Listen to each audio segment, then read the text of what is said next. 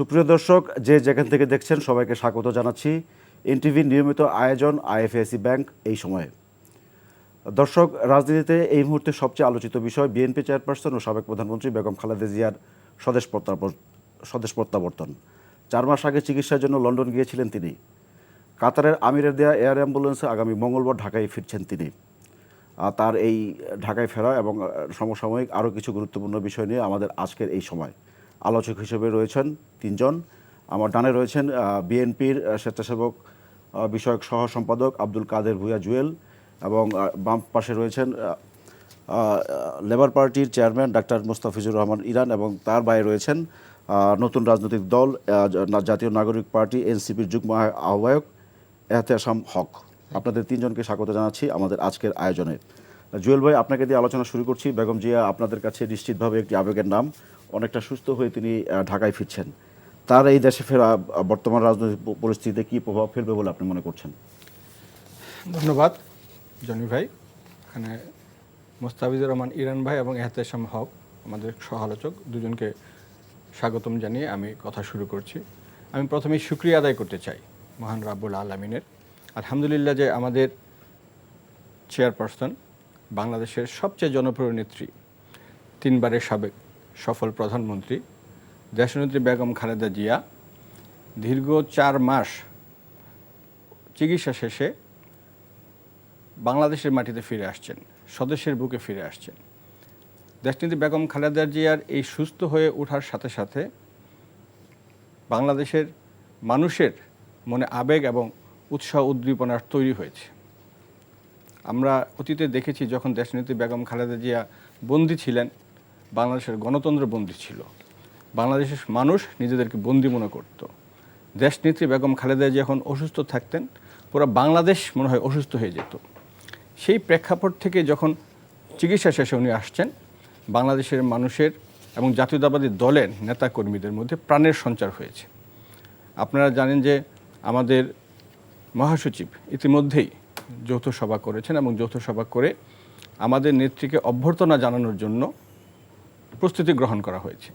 এই প্রস্তুতি আমাদের দলের, যদিও বাংলাদেশের সমগ্র পর্যায়ের মানুষ কিন্তু তাদের নেত্রী, বাংলাদেশের ঐক্যের প্রতীক, স্বাধীনতা, সার্বভৌমত্ব এবং জাতীয়তাবাদের ঐক্যের প্রতীক দেশনেত্রী বেগম খালেদা জিয়াকে স্বাগত জানানোর জন্য কিন্তু উন্মুখ হয়ে আছে।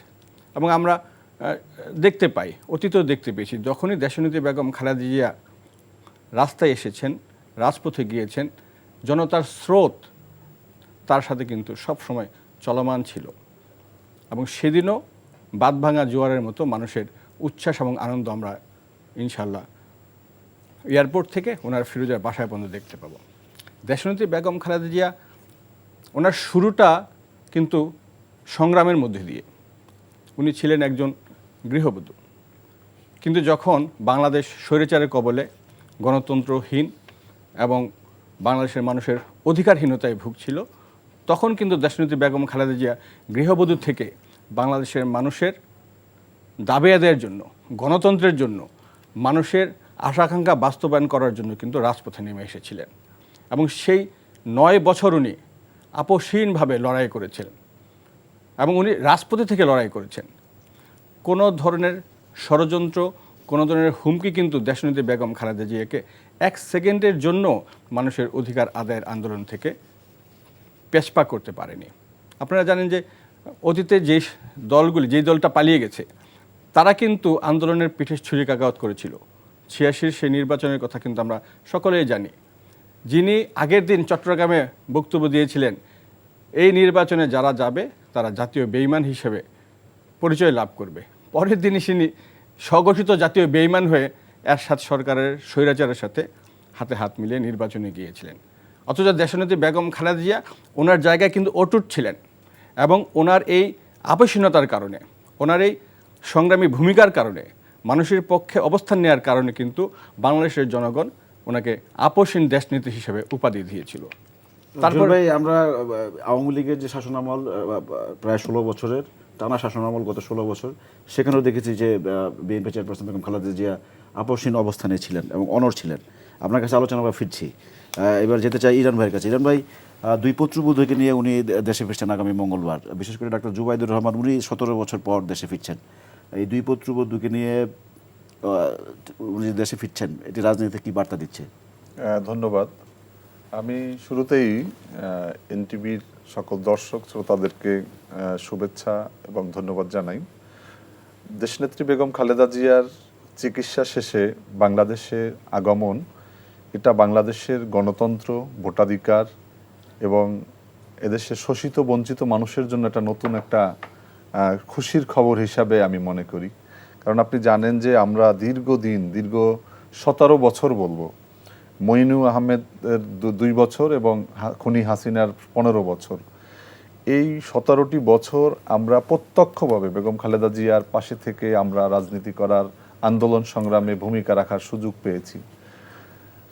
বাংলাদেশের মানুষ গণতন্ত্র এবং খালেদা জিয়া একে অপরের পরিপূরক হিসেবে মনে করে। আমরা বিভিন্ন সময় বলেছি যে বেগম খালেদা জিয়া বা জিয়া পরিবার যখন ভালো থাকে তখন বাংলাদেশ ভালো থাকে, জিয়া পরিবার যখন কোনো অপশক্তির দ্বারা নিগৃহীত হয় তখন বাংলাদেশের মানুষও নিগৃহীত হয়। আপনারা দেখেছেন যে 11-এর সময় যখন এদেশের মানুষ খারাপ অবস্থায় ছিল, ঠিক একই অবস্থায় বেগম খালেদা জিয়াও খারাপ অবস্থায় ছিল।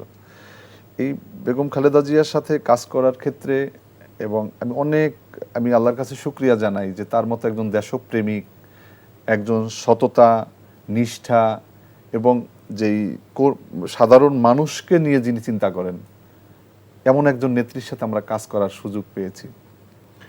দেশনেত্রী বেগম খালেদা জিয়াকে অন্যায়ভাবে মিথ্যা এবং হয়রানিমূলক মামলা দিয়ে আপনি জানেন যে দীর্ঘ অনেক বছর তাকে কারান্তরীণে রাখা হয়েছে, তাকে জুলুমের শিকার করা হয়েছে, তাকে চিকিৎসা থেকে বঞ্চিত করা হয়েছিল। তিনি বেশ কয়েকটি রোগে আক্রান্ত ছিলেন।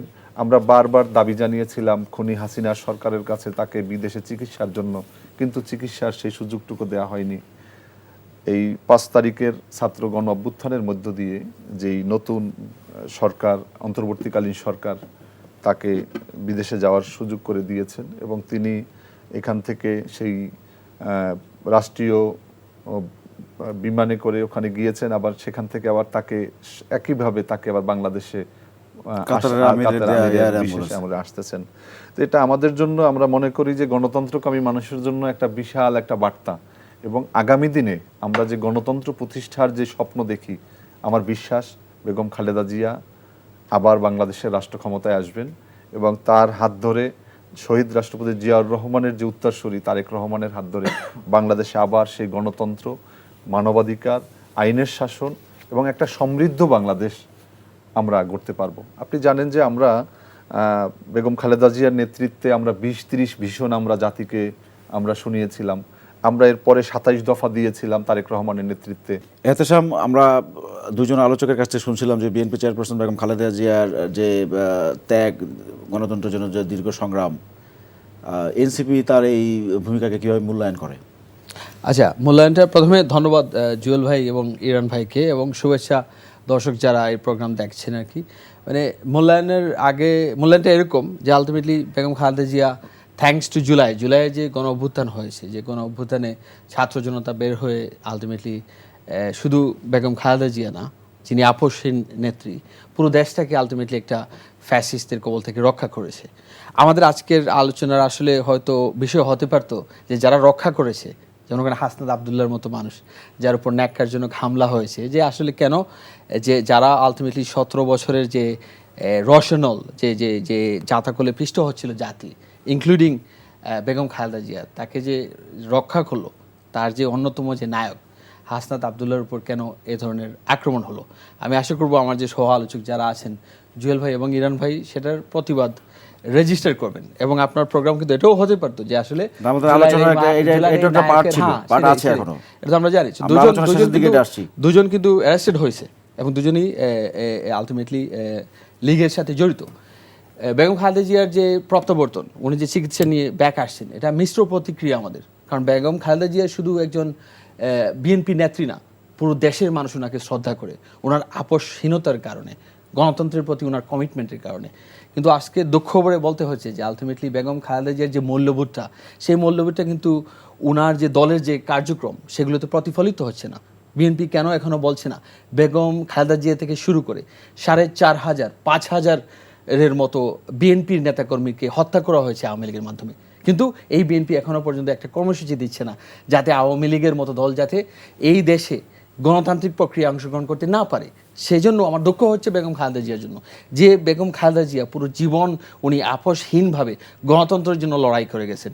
সেই বেগম খালেদা জিয়ার যে দল আছে সে দল এখনো পর্যন্ত আমাদের সাথে সুরে সুর মিলাচ্ছে না, দেশের জনগণের সাথে সুরে সুর মিলিয়ে বলছে না যে আওয়ামী লীগের এই দেশে গণতান্ত্রিক প্রক্রিয়ায় অংশগ্রহণ করার কোনো অধিকার নাই। শুধু বেগম খালেদা জিয়ার জন্য না, তাদের যে 4,500 নেতাকর্মীকে হত্যা করা হয়েছে, যে লক্ষ লক্ষ মানুষ যারা আলটিমেটলি গত 17 বছর সাফার করেছে, তাদের দিকে তাকিয়ে তো দলটার উচিত হচ্ছে আলটিমেটলি এই ধরনের কর্মসূচি নেওয়া এবং এনসিপির সাথে একই সুরে বলা যে আমরা আওয়ামী লীগকে আগামী নির্বাচনে, নৌকাকে আগামী নির্বাচনে আমরা অংশগ্রহণ করতে দেখতে চাই না। সেটা কিন্তু পরিষ্কারভাবে আসছে না। এই জন্য বেগম খালেদা জিয়ার আগামীকালকে যে প্রত্যাবর্তন আমরা এনসিপি হিসেবে যখন দেখবো, আমরা একটু ট্র্যাজেডির মতো দেখতেছি, আমরা দুঃখে পড়ে দেখতেছি আমরা যে হাজার হাজার নেতাকর্মীদের আলটিমেটলি নির্দেশনা দেওয়া হয়েছে তারা যেন বিভিন্ন রাস্তায় দাঁড়িয়ে থাকেন, বেগম খালেদা জিয়াকে হাততালি দিয়ে তারা যেন অভ্যর্থনা জানান। এই জিনিসটা আরও কার্যকর হতো বেগম খালেদা জিয়ার মূল্যবোধের প্রতি যদি সম্মান দেখিয়ে বিএনপি একটা দল আকারে বলতো যে না, আমরা এনসিপির সাথে এবং পুরো দেশের মানুষের সাথে এগ্রি করি যে আওয়ামী লীগ এদেশে রাজনীতি করার অধিকার রাখে না। জুয়েল ভাই, আপনার কাছে ফিরছি যে উনি যে এই কথাটা তুললেন যে আওয়ামী লীগের বিষয়ে, বিচারের বিষয়ে বা আওয়ামী লীগ নিষিদ্ধের বিষয়ে বিএনপি একটা মাঝামাঝি অবস্থা নিয়েছে, এ বিষয়ে আপনার বক্তব্য কি? বিএনপি আসলে কি মাঝামাঝি অবস্থা নিয়েছেন? আওয়ামী লীগের বিষয়ে বিএনপি কিছুটা শিথিল?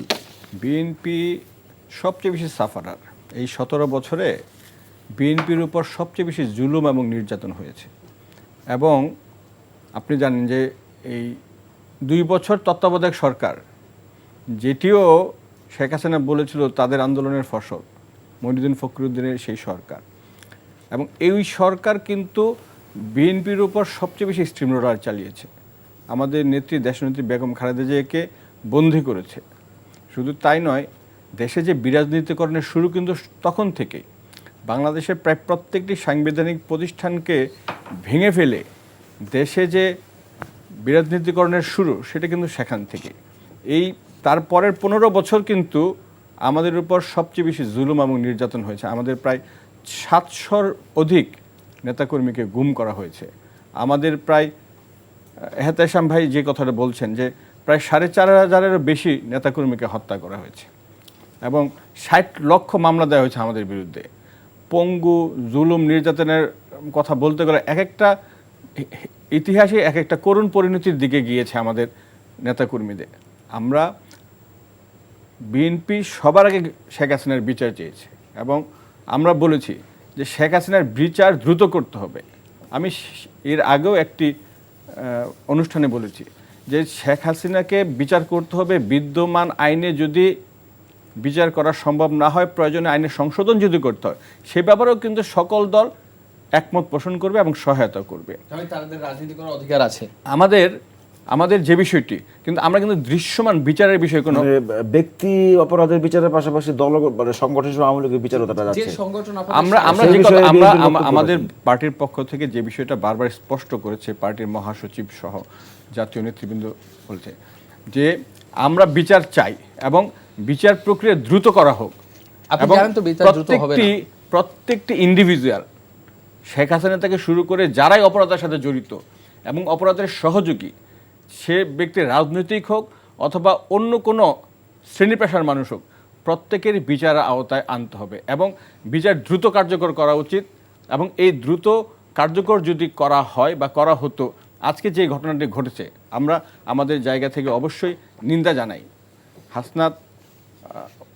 আবুল হাসনাতের উপর যে ন্যাক্কারজনক হামলা হয়েছে, আমরা অবশ্যই মনে করি এই ধরনের হামলা দৃষ্টান্তমূলকভাবে তদন্তের মাধ্যমে বিচার হওয়া উচিত। কোনোভাবেই কোনো হামলারই, কোনো অপশক্তির কোনো ধরনের এই ধরনের জিজ্ঞাসার বাংলাদেশে কোনো স্থান হতে পারে না। আমরা এই কারণে বলছি যে এই কাজগুলো দ্রুত করা দরকার। এখনও কিভাবে এখনও তারা মিছিল করে বা এখনও তারা কিভাবে বিভিন্ন জায়গায় হামলা করার সাহস পাচ্ছে, সেটা কিন্তু আমাদের ভেবে দরকার যে যেই মানুষের সেন্টিমেন্টকে নিয়ে আমরা একটা ঐক্যের জায়গায় এসে জুলাই বিপ্লব করেছিলাম, সেখানে সকল দলের, বিশেষ করে গণতন্ত্র মানা সকল দলের এবং ফেসিবাদের বিরুদ্ধে যারা রাজপথে দীর্ঘদিন লড়াই করেছে তারা সকলে কিন্তু একসাথে রাস্তায় নেমেছে। এই জায়গাটা, এই ঐক্যের জায়গাটা এখন ভিন্ন ভিন্ন জায়গায় কেন চলে যাচ্ছে সেই বিষয়ে আমার মনে হয় সকলকে অনেক বেশি সচেতন হওয়া দরকার এবং আরও বেশি সকলের ঐক্যের জায়গাটা ঠিক রাখার জন্য যার যার অবস্থান থেকে ভূমিকা রাখার প্রয়োজন আছে বলে আমার মনে করছি। এবং একই সাথে যে দেশনীতি বেগম খালেদা জিয়ার উপর নিষিদ্ধ চান না, দেশনীতি বেগম খালেদা জিয়ার উপর সবচেয়ে বেশি নির্যাতন করা হয়েছে, নিপীড়ন করা হয়েছে এবং দেশনীতি বেগম খালেদা জিয়া কালকে আসবেন, এটা কিন্তু গণতন্ত্রের যে নেত্রী সেই নেত্রীকে কিন্তু বাংলাদেশের মানুষ বরণ করার জন্যই আসবে। এবং আপনারা দেখেন আমাদের যে কর্মসূচির মধ্যে কিন্তু আমাদের সব বিষয়ে আমাদের সিনিয়র নেতৃবৃন্দ আমাদের অবস্থান কিন্তু তুলে ধরছেন। সেখানে কিন্তু আমরা কোনো অপশক্তিকে বা কোনো ধরনের ষড়যন্ত্রকারীকে বাংলাদেশের মাটিতে আর রাজনীতির বিষয়গুলিতে যেন মানুষকে আর ক্ষতিগ্রস্ত না করে সেই ব্যাপারে কিন্তু আমরা সোচ্চার রয়েছি। ইরফান ভাই, এই সংস্কার এবং নির্বাচনের ইস্যুকে কেন্দ্র করে ফেসিবাদ বিরোধী যে দলগুলো তাদের মধ্যে একটা বিরোধ দেখা যাচ্ছে, যে বিষয়টি জুয়েল উল্লেখ করছেন এবং উনিও বলেছেন, মানে একসাথে মিলে সবাই আসলে ফেসিবাদকে বিদায় করেছে, এই বিরোধটা কেন? ধন্যবাদ। দেখুন, আমি বেগম খালেদা জিয়া হচ্ছে বাংলাদেশের স্বাধীনতা, সার্বভৌমত্বের এবং গণতান্ত্রিক আন্দোলনের একটা সিম্বল, একটা প্রতীক। আমরা বেগম খালেদা জিয়াকে নিয়ে আমি আমার দীর্ঘ অভিজ্ঞতায় আমি দেখেছি যে বেগম খালেদা জিয়ার কোনো বাংলাদেশের ইসলামপন্থী, ডানপন্থী, বামপন্থী যে দলই বলেন না কেন, যে মতেরই শিক্ষাবিদ হোক, রাজনীতিবিদ হোক, যে জায়গাতেই, কিন্তু বেগম খালেদা জিয়া যখন ডাকেন তার কাছে কিন্তু আমরা সবাই চলে যাই। এবং একটা নেত্রীর যেই মাপকাঠি বাংলাদেশে খালেদা জিয়ার, যদি আমরা সমভাবে যদি আমরা দেখেছি রাজনীতি শেখ হাসিনা, যিনি আজকে আস্থা করে নিক্ষিপ্ত হয়েছেন, মানে এই মুহূর্তে তার প্যারালাল কেউ নেই। আমি এটা বলতে চাচ্ছি যে অপ্রতিদ্বন্দ্বী নেত্রী হচ্ছে বেগম খালেদা জিয়া। এনসিপির হাসনাত আবদুল্লাহর উপর যেই হামলা হয়েছে এর তীব্র নিন্দা জানাই বাংলাদেশ লেবার পার্টির পক্ষ থেকে। আমি সন্ধ্যাতে যখনই শুনেছি তখনই আমার সামর্থ্যটুকু ছিল যে আমার ফেসবুকে একটা স্ট্যাটাস দেওয়া এবং এটার ঘৃণা জানানো এবং এর সাথে যারা জড়িত তাদেরকে দ্রুত গ্রেপ্তার করে শাস্তির আওতায় আনা। আপনি জানেন যে আমরা জুলাই যে গণহত্যা চালিয়েছে হাসিনা, তার বিচার চাই। শাপলা চত্বরে আলেম ওলামাদের উপর যেভাবে নির্বিচারে হত্যা করা হয়েছে, যেভাবে পিলখানায় বাংলাদেশের সার্বভৌমত্ব এবং সেনাবাহিনীকে নিচ্ছিন্ন করে দেওয়ার যেই পরিকল্পনা, এই গণহত্যাগুলোর বিচার অবশ্যই বাংলাদেশে হতে হবে। আমরা আওয়ামী লীগের শুধু নিষিদ্ধ আমরা চাই না। আমরা আওয়ামী লীগ যেই অপরাধ করেছে সম অপরাধ জাতীয় পার্টি করেছে। আপনার মনে আছে জাতীয় পার্টি, আওয়ামী লীগ যখন সরকারের মন্ত্রী তখন জাতীয় পার্টিও কিন্তু একই ক্যাবিনেটের মন্ত্রিত্ব চালিয়েছে। এই তিনবার যে খুনি হাসিনা অবৈধ নির্বাচনের মধ্য দিয়ে যে তিনি যে ক্ষমতাকে আঁকড়ে ধরেছে, এতে প্রধান সহযোগী ছিল জাতীয় পার্টি, কখনো রওশন এরশাদ, কখনো জিএম কাদের। যার কারণে এই অপশক্তিকে রাজনীতি করার কোনো সুযোগ দেওয়ার কোনো সুযোগ নেই। এই জন্য এটার ব্যাপারে আমাদের সমস্ত রাজনৈতিক দলগুলোকে ঐক্যমত্য হওয়া দরকার। প্রশাসন থেকে ফ্যাসিবাদের দোসরদেরকে আমাদেরকে নির্মূল করা দরকার। আপনি দেখেছেন যে এখনও প্রশাসনের রন্ধ্রে রন্ধ্রে, কি সচিবালয় বলেন, কি পুলিশ প্রশাসন, কি সেনাবাহিনী, প্রত্যেকটা জায়গাতে কিন্তু এই তারাই বসে আছে। আমরা দেখেছি যে এনসিপির একজন নেতা তানভীর, যার বিরুদ্ধে ডিসি নিয়োগ থেকে শুরু করে বেশ কয়েকটি অভিযোগে তাকে বহিষ্কার করেছে, কিন্তু এই সেম অপরাধের সাথে যিনি জড়িত জনপ্রশাসনের সচিব মোকলেস, তাকে কিন্তু সরানোও হয়েছিল, তিনি কিন্তু আবার নিয়োগ হয়েছে, তিনি আবার সেই অবৈধ কাজগুলো করে যাচ্ছে, আবার সেই ফ্যাসিবাদের দোসরদেরকে বিভিন্ন জায়গায় পদায়ন করছে।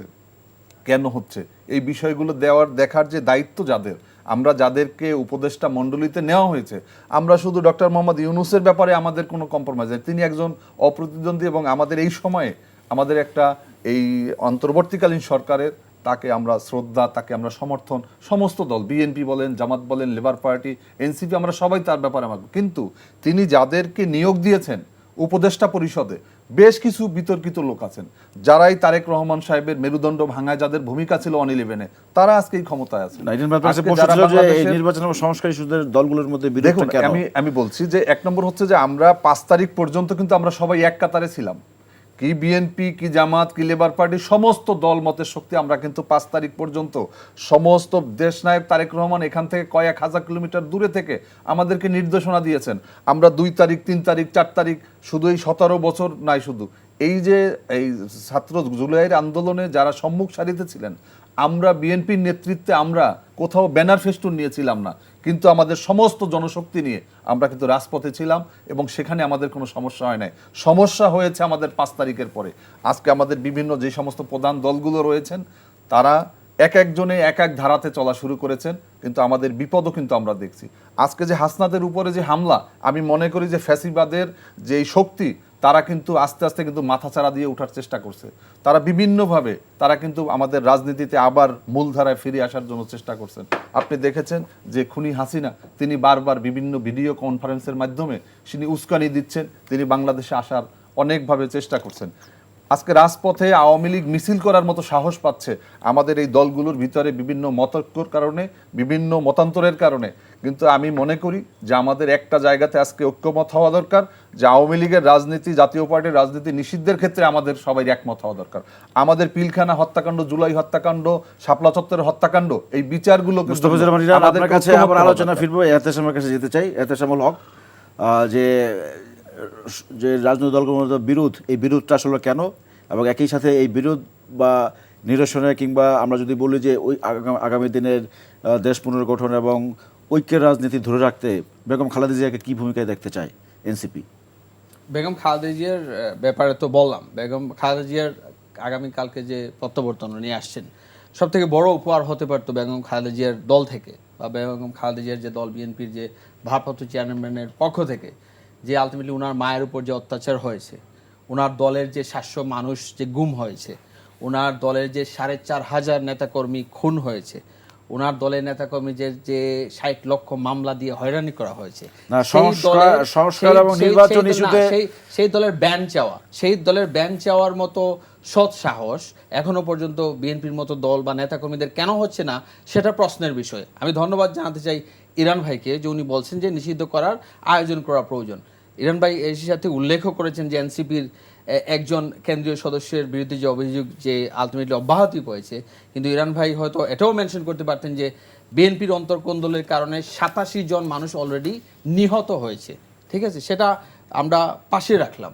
আমার যে প্রশ্ন পুরো জাতির কাছে, পুরো জাতির চিন্তা করা উচিত যে আলটিমেটলি এত বড় ধরনের একটা ঘটনা ঘটার পর, 5 তারিখের অগাস্টের পর, এই যে স্ট্যাটিস্টিক্সগুলো, যে পরিসংখ্যান আমি তুলে ধরলাম, এখনো পর্যন্ত বিএনপির মতো বড় দলের বা বিএনপির মতো বড় দলের সাথে আরও যারা আছেন, ঠিক আছে, এই বাংলাদেশ লেবার পার্টি, তারা কেন আনইকুইভ্যালি বলতে পারছেন না যে এই খুনি হাসিনা এবং খুনি হাসিনার যে দল, যে মাফিয়াতন্ত্র গত 17 বছর বাংলাদেশের মানুষের উপর চাপিয়ে দেওয়া হয়েছিল, কেন তাদের রাজনৈতিক অধিকার ছিনিয়ে নেওয়া হবে না রাষ্ট্রযন্ত্রের মাধ্যমে? ওইখানে কেন ঐক্যমত্য হবে না? কেন হবে না আমি আপনাকে বলি। হবে না কারণ হচ্ছে লোভের কারণে।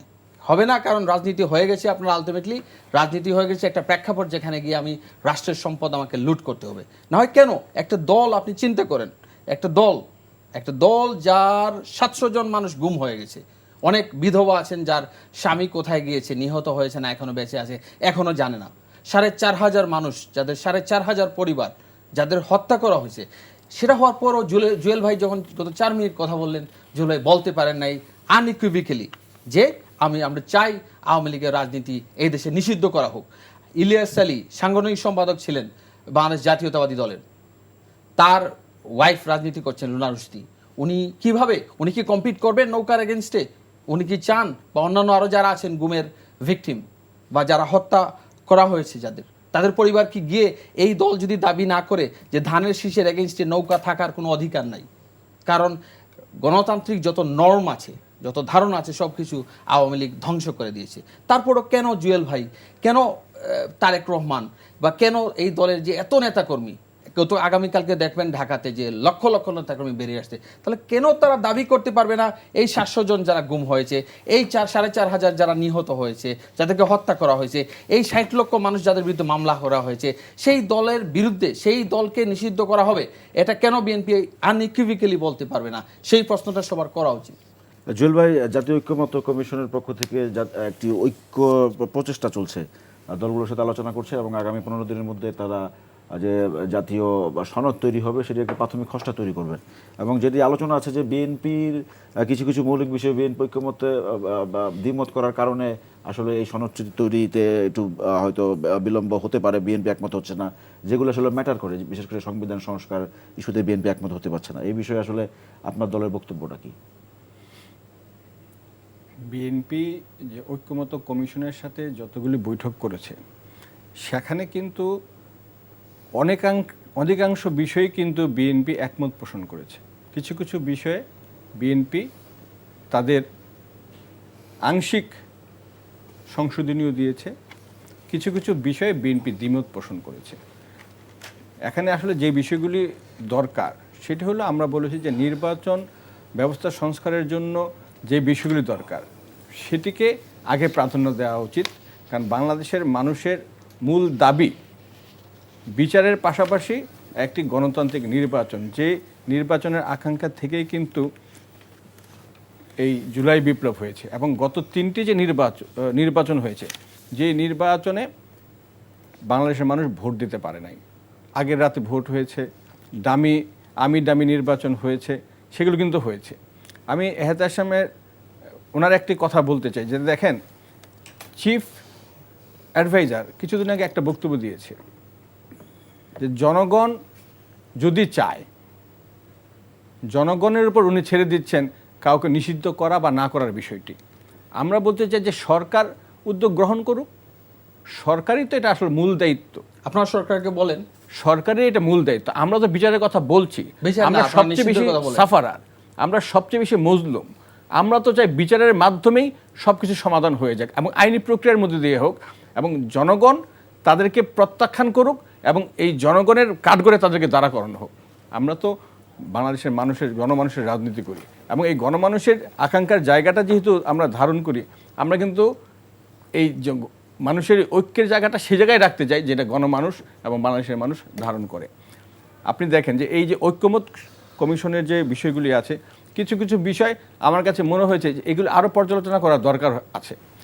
যদি সমাধান কোনো বিষয়ে একমত আমরা হতে না পারি, প্রয়োজনে আরও আলোচনা হতে পারে, কিন্তু মৌলিক জায়গাগুলো দ্রুত সমাধান করে একটি গ্রহণযোগ্য নির্বাচনের দিকে কিন্তু হাঁটা দরকার।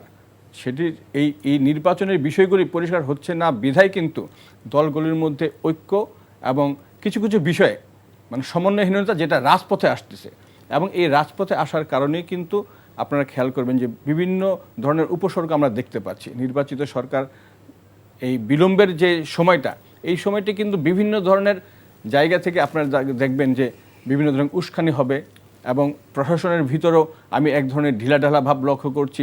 প্রশাসনের মধ্যে ইরান ভাই যে কথাটা বলেছে, এখনও ফেসিবাদের দোসররা রয়েছে, এবং ধরেন যে নতুন দলটি আমাদের এসেছে, আমরা তো স্বাগতম জানিয়েছি, তাদের কাছে কিন্তু মানুষের প্রত্যাশা একটু ভিন্ন ধরনের। ফ্রেশ ব্লাড হিসেবে তাদের প্রতি প্রত্যাশার জায়গাটা তারা কি পূরণ করতে পারছে, সেই জায়গাটা কিন্তু আস্তে আস্তে প্রশ্ন দেখা দিচ্ছে। তারা আপনার এখন সরকারেও আছে তাদের প্রতিনিধি, তারা আবার নতুন একটা দলও করেছে, যেটি অনেকেই মনে করছে যে এই বর্তমান সরকারের বেনিফিশিয়ারি হিসেবে তারা দলকে পরিচালনা করতে চাচ্ছে।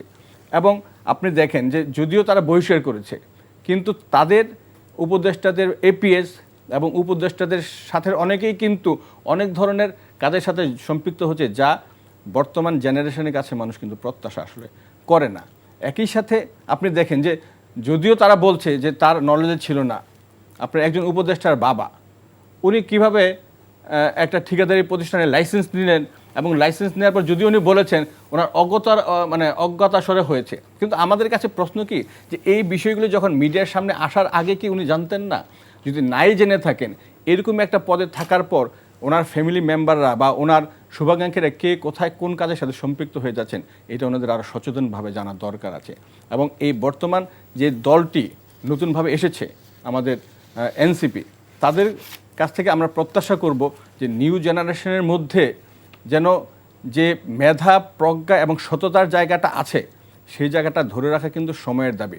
এবং ওনারা মানুষের কাছে সেই প্রত্যাশা যদি পূরণ করতে না পারে, আপনার মনে রাখতে হবে এরকম কিন্তু ইতিহাস বলে যে তারা যদি গণ আকাঙ্ক্ষার সাথে যেতে না পারে, তাদের যে সম্ভাবনা এবং তাদের যে আপনার উৎসবাঙ্গক শুরু সেটা কিন্তু বাধাগ্রস্ত হয়ে যেতে পারে। সে জায়গাটা আমি মনে করি যে ওনাদেরকে আরও সচেতন হওয়া দরকার আছে। ওনাদের সমন্বয়ক নামে বিভিন্ন জায়গায় বিভিন্ন ধরনের কাজ করছে, যেটা কিন্তু আমরা পত্রপত্রিকায় সোশ্যাল মিডিয়ায় দেখছি, যেগুলো কিন্তু জনমনের প্রশ্ন দেখা দিচ্ছে যে জাতির প্রত্যাশার এবং বিপ্লবের সাথে তাদের এই বর্তমান কর্মকাণ্ড কি ম্যাচ করছে। সেই বিষয়গুলিতে এখন আরও আমার কাছে মনে হয় যে সকল দলই কিন্তু বলছে যে আমরা, যেমন বিএনপির কথা উনি বলেছেন, বিএনপি একমাত্র দল যে কোনো বিষয় অ্যাড্রেস ছাড়া যায় নাই। আমাদের কেউ যদি কোনো অপরাধ করে থাকে আমরা কিন্তু সাথে সাথে সেই বিষয়গুলি আমলে নিয়েছি এবং প্রয়োজনীয় সাংগঠনিক ব্যবস্থা করেছি। এবং আমাদের দল একমাত্র দল যে দলের কর্মীর বিরুদ্ধে অপরাধ করার কারণে মামলাও দিয়েছে। আমাদের ভারপ্রাপ্ত চেয়ারম্যান জনাব তারেক রহমান উনি কিন্তু এই ব্যাপারে খুব স্পষ্ট বক্তব্য দিয়েছেন যে যারাই অপরাধ করবে সে যদি আমাদের দলের হয় তার বিরুদ্ধে প্রয়োজনীয় সাংগঠনিক ব্যবস্থা তো আমরা নিচ্ছি, পাশাপাশি আইন শৃঙ্খলা বাহিনী যেন তার প্রয়োজনীয় ব্যবস্থাটা নেয়। তার মানে এই জায়গাটা আমরা কিন্তু জিরো টলারেন্স। আমরা ঐক্যের জায়গাটা কিন্তু এখনও মানে মনে করছি যে ঐক্যই পারে আগামী দিনে যে সম্ভাবনা তৈরি হয়েছে জুলাই অগাস্ট বিপ্লবের মধ্যে দিয়ে, সেই জায়গাটা ঠিক রাখার জন্য, ঐক্যর জায়গাটা ঠিক রাখার জন্য এই কাদা ছোড়াছুরি, কেউ কাউকে ব্লেম দেওয়ার জায়গা থেকে সরে আসা দরকার। এখন আপনি যদি আমাকে ব্লেম দেন, হয়তো দেখা যাবে যে আমি হয়তো কিছু বলবো না, কিন্তু সময় কিন্তু এই ব্লেমের উত্তর আপনার ঘাড়ে নিয়ে আসবে। এই কারণে যে আপনার কর্মকাণ্ড। আবার আলোচনা ফিরছি, ইরান ভাইয়ের কাছে আসতে চাই। ইরান ভাই, বিএনপি ডিসেম্বর মধ্যে নির্বাচন চায়, জামাত রোজার আগে ইলেকশন চায়, এনসিপি বলছে যে বিচারের আগে কোনো নির্বাচন নয়। লেবার পার্টির অবস্থান কি? ধন্যবাদ। আসলে দেখুন, আমাদের এই যে বিএনপি, জামাত ইসলামী বা এনসিপির যেই বা সরকারের যেই টাইম ফ্রেমের কথা ইতিমধ্যে বলেছে, আমি মনে করি না এর ভিতর অনেক ফারাক রয়েছে। আপনি দেখবেন যে আমরা বিএনপির সাথে ইতিমধ্যে আমাদের সাথে লিয়াজো কমিটির বৈঠক হয়েছে। আমরাও সেখানে মনে করি যে বর্তমানে যে প্রশাসনের, আপনি এখনো পুলিশ মনে করেন তারা শোক কাটাতে পারে নাই, খুনি হাসিনার শোকে এখনো তারা শোকাভিভূত। এখনো প্রশাসনের লোকজন থানাতে গেলে ঠিকমতো, বিভিন্ন অফিসে গেলে ঠিকমতো তারা কাজ করছে না। তো যার কারণে আমরা মনে করি যে আজকের এই যে অস্থিরতা, অস্থিতিশীল অবস্থা, এটা একটা গণতান্ত্রিক ব্যবস্থায় যদি আসে তাহলে এটার একটা আমরা একটা সুবিধা জনগণ পাবে। এবং এই যে পরিবর্তন, অস্বীকার করার সুযোগ নেই যে ছাত্র জনতার গণ অভ্যুত্থানে এই পরিবর্তন হয়েছে। তবে আজকে আমাদের এই যে 5 তারিখের পরে সেই ছাত্র জনতার যেই উত্থানের পর যারা ছাত্র দল করতো তারা ছাত্র দলে চলে গিয়েছে, যারা শিবির করতো শিবিরে চলে গেছে, যারা আমাদের লেবার পার্টি ছাত্র মিশন করতো তারা গেছে। যার কারণে এখন কিন্তু যার যার দলের জায়গায় থেকে আমরা আজকে আমরা চাই যে একটা নির্বাচনের মধ্য দিয়ে যারা ক্ষমতায় আসবে, জনগণ যাকে পাঠাক, এখানে বিএনপি ক্ষমতায় আসবে কিনা আমি জানি না, জামাত ইসলাম আসবে না লেবার পার্টি আসবে না এনসিপি আসবে, এটা জনগণ নির্ধারণ করবে। নির্বাচন হোক, আমরা এটাকে বলেছি যে ডিসেম্বরের ভিতরে নির্বাচন হওয়া দরকার। এখন জামাত বলেছে যে রোজার আগে তারা চায়, তার মানে রোজা কিন্তু 15 তারিখ, 15 বা 16 তারিখে হবে 2026 সালের ফেব্রুয়ারি মাসে। আবার সরকার বলেছে জুন মাসের কথা। আমি মনে করি সরকারের সুনির্দিষ্টভাবে বিএনপি ডিসেম্বর বলেছে মানে 30শে ডিসেম্বর হতে হবে, এটা আমার মনে হয় না। যদি আজকে সরকার বলে যে হ্যাঁ আগামী জানুয়ারি মাসের 30 তারিখ 2026-এ নির্বাচন হবে, আমার মনে হয় বিএনপি বা আমরা সাধুবাদ জানাবো। এজন্য আমরা একটা সুনির্দিষ্ট একটা বক্তব্য চাচ্ছি, সুনির্দিষ্ট একটা রোডম্যাপ চাচ্ছি, কারণ আদেশের যেই অস্থিরতার জন্য একটা নির্বাচন দরকার। আমি আরেকটা বিষয় বলতে চাই যে আমি ধন্যবাদ জানাই ডক্টর মোহাম্মদ ইউনূসকে যে তিনি প্রায় 6টা কমিশন তৈরি করেছে।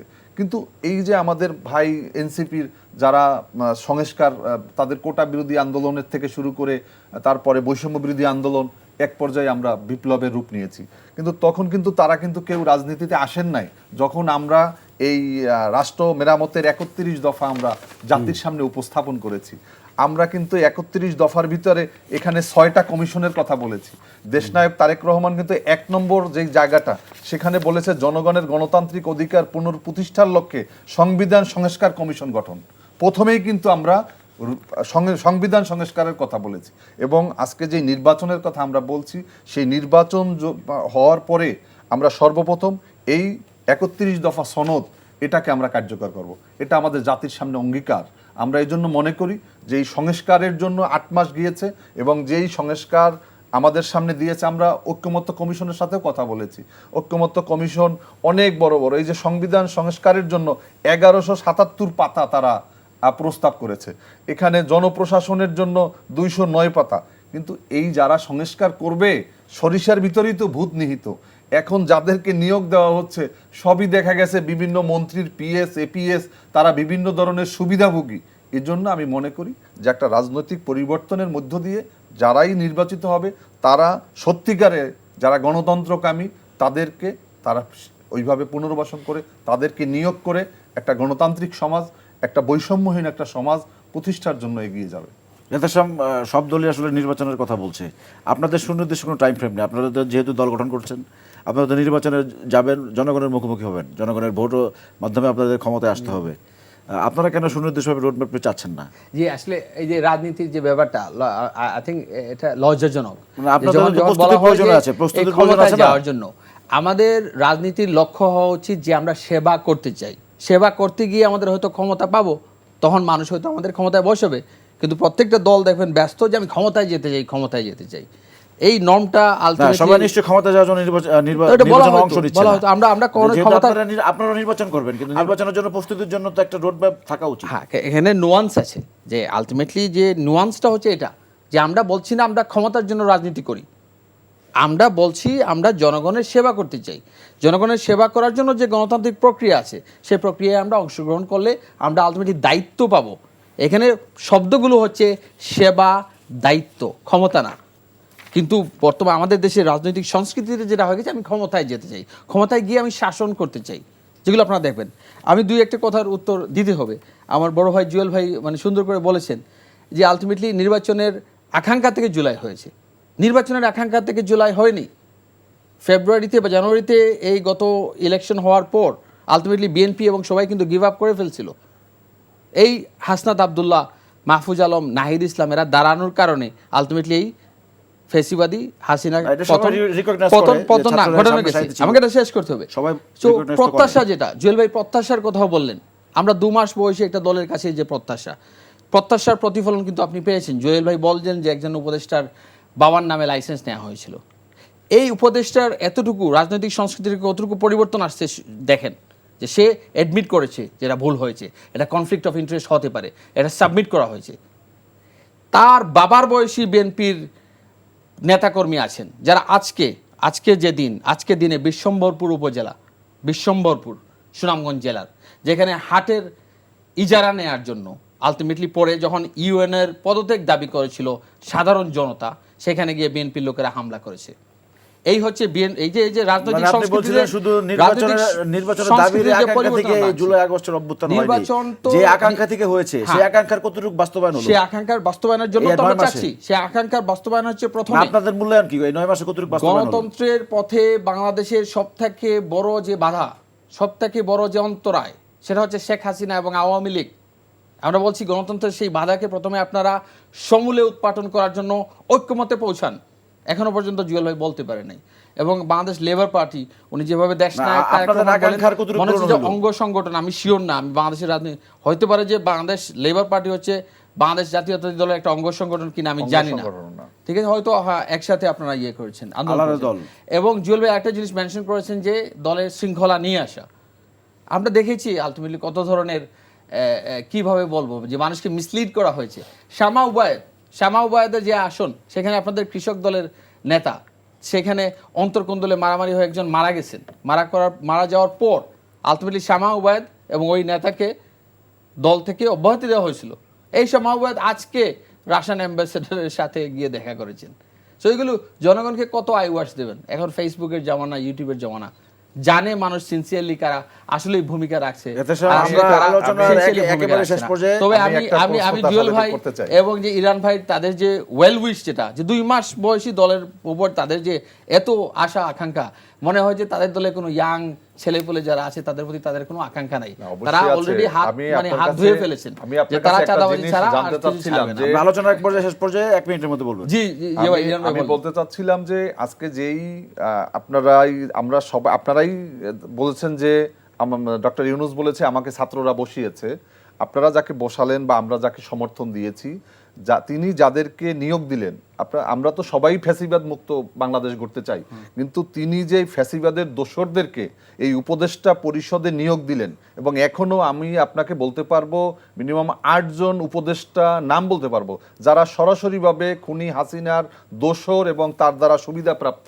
তারা এখনো এই সেটা কি উপদেষ্টা আপনি BNP পরিষদে প্রতি আছে। প্রশ্ন করছেন? কারণ আমি BNP তো আপনাকে suggestion বলছি এই দিয়েছিল। কারণে যে এই ব্যাপারে এনসিপির সেটা ভূমিকা করতে কি, তারা কিভাবে So, এখনো দায়িত্বে এগুলো রয়েছে? এগুলো পরিষ্কার হওয়া প্রয়োজন। ইরান ভাই একটা প্রশ্নের উত্তর আমি দেই। ইরান ভাই যেটা প্রশ্ন করলেন, আমি মনে করি ইরান ভাই আপনারা এই বাংলাদেশ জাতীয়তাবাদী দলের সাথে মনে করেন, আমি জানি না এটা শব্দটা আপনি বেয়াদবি নেবেন না, আশা করি ইয়ে করবেন না। এটা সাহেব একবারে শেষ পর্যায়ে আলোচনা, 30 সেকেন্ডের মধ্যে শেষ করবেন। ইন্ডিপেন্ডেন্ট হন আপনারা। দেখেন, লেজুর ভিত্তি না, আমরা independent হন। বিএনপির সাথে আপনি 17টা দেশ নায়ক বছর বলতেছেন, মনে হয় আপনি আমাকে তাকে- এটা সাহেব আমরা আমাদের আলোচনা বলছি, একেবারে শেষ পর্যায়ে আমরা আলোচনা শেষ 17 করব। বছর আন্দোলন আমরা করেছি। আলোচনা জুয়েল ভাইকে চালিয়ে দিয়ে, যেতে জুয়েল পারবো। ভাই, জুয়েল ভাই, ইরান ভাই জুয়েল ভাইয়ের কাছে যেতে চাই। এক ডজনের বেশি মামলা রয়েছে, যার কারণে আমরা দীর্ঘ পথ চলে এখানে আসছি।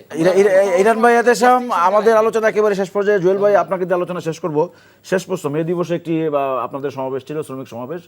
সেখানে ভার্চুয়ালি আপনাদের ভারপ্রাপ্ত চেয়ারম্যান তারেক রহমান বক্তব্য রেখেছেন এবং উনি বক্তব্যে একটি বিষয় উল্লেখ করেছেন যে অন্তর্বর্তীকালীন সরকারকে একটি মানে অনির্দিষ্টকালের জন্য সময় দেওয়া যৌক্তিক না। এই যৌক্তিক সময়টা আসলে কতদিনের, মানে বিএনপি কতদিনের মধ্যে নির্বাচনটা চায়, এহতেশামের ওনার কথাতে একটু সংক্ষিপ্ত করবেন। হ্যাঁ, বলতে চাই সেটা হচ্ছে কি যে দেখেন, আমরা এই কাদা ছড়িয়ে জায়গাটা একটু কম করতে চাই। এই কারণে আপনাকে বলি যে আপনাদের এই যে সার্জিস, আপনাদের হান্নান মাসুদ, আপনি দেখেন, আমি মানে একটু মনে করাই দিচ্ছি যে এই বিষয়গুলি আপনারা কিন্তু মিডিয়াতে এসেছে যে ওনাদের আগে কি ছিল, এখন ওনাদের লাইফস্টাইলটা কি, হঠাৎ করে কিভাবে ওনাদের লাইফস্টাইলের মধ্যে এই লাক্সারিটা আসলো, এই জায়গাটা কিন্তু আপনাদের অ্যাড্রেস করা উচিত আছে। আমরা আপনাদের জায়গাটা আমরা বলছি যে এটা যদি আপনি অ্যাড্রেস করতে না পারেন, আপনাদের অনেকের সম্পর্কে যে জিনিসগুলো মিডিয়াতে আসছে, আপনাদের এই যে আমি দেখলাম যে ওই যে ইসে ভ্রমণ করার জন্য, মানে রেলে ভ্রমণ করার জন্য এক ধরনের ফ্রি টিকিট দেওয়া হয়েছে, যে সেই ফ্রি টিকিটের বিভিন্নমুখী ব্যবহার হয়েছে। আমরা দেখেছি যে এই বিভিন্ন কর্মসূচির জন্য টিয়ারের চাল বরাদ্দ করা হয়েছে। এটা আসলে দুঃখজনক, যেটা মানে প্রথাগত এই নতুন দলের কাছে আমরা আশা করি না। যাই হোক,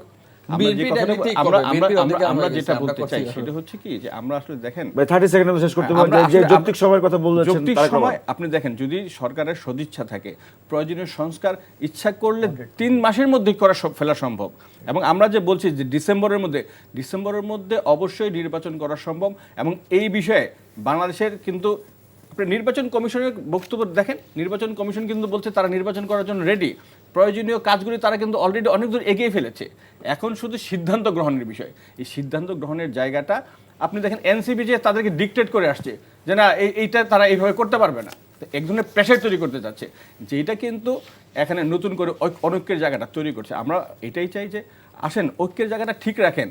এই ফেসিবাদ পালিয়েছে, তাদের বিচারকেও নিশ্চিত করতে হবে। একসময় দেখবেন যে গণতন্ত্রের মধ্যে দিয়ে তারা নিষিদ্ধ হয়তো হয়ে যাবে, বাট আপনারা দেশের ঐক্যের, মানুষের যে ঐক্যের আকাঙ্ক্ষার জায়গাটা, সেই আকাঙ্ক্ষার জায়গাটা, প্রত্যাশার জায়গাটা ঠিক রাখার জন্য আপনারা যে বিপ্লব করেছেন, যে বিপ্লবের সাথে ছাত্রদল, শিবির সহ অনেকেই ছিল, বিএনপি ছিল, জামাত ছিল,